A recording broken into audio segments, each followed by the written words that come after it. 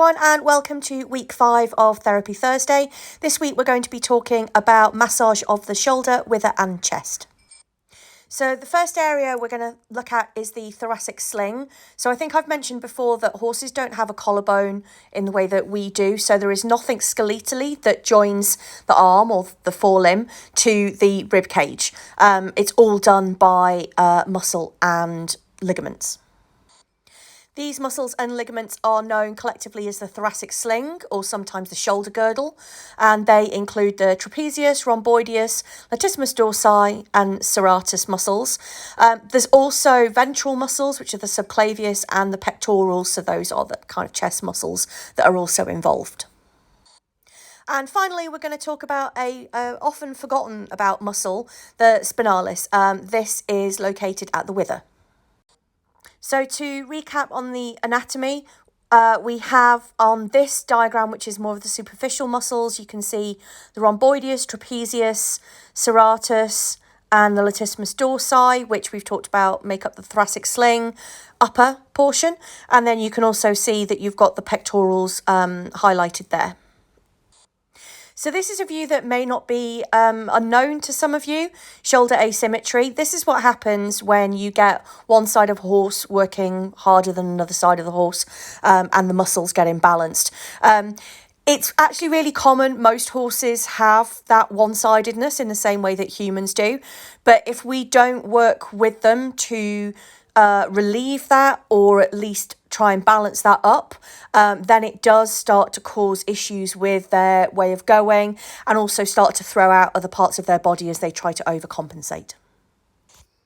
So you can see here another really good example of that asymmetry through the shoulder.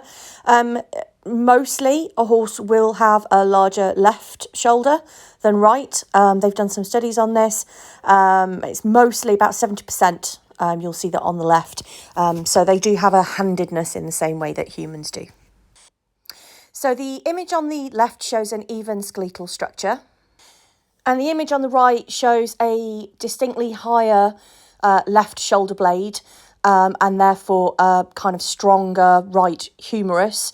And you can also see the pink where the muscles are, just how displaced they are and uneven they are.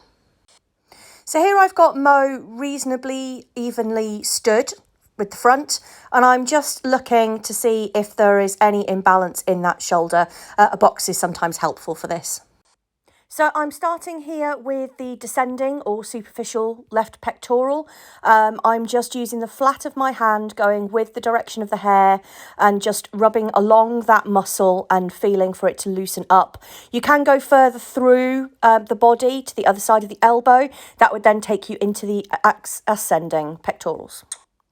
So the next move is known as tucking in the sheets, which will make sense.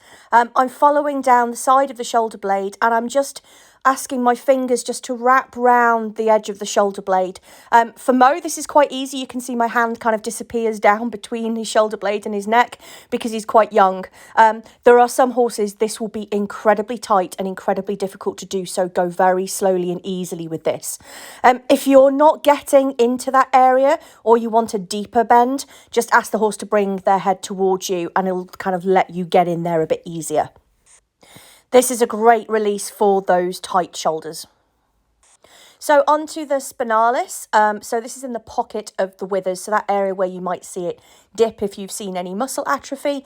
So I'm using either the heel of my hand in just a sort of pushing motion into that muscle, or you can use sort of fingertip circles like you've seen before, or just a light rub with the flat of the hand over that area.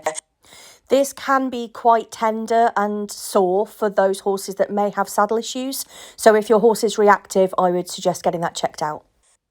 So I hope that's been useful to everyone. Next week, we will be back with some stretches for similar areas. Thanks for watching.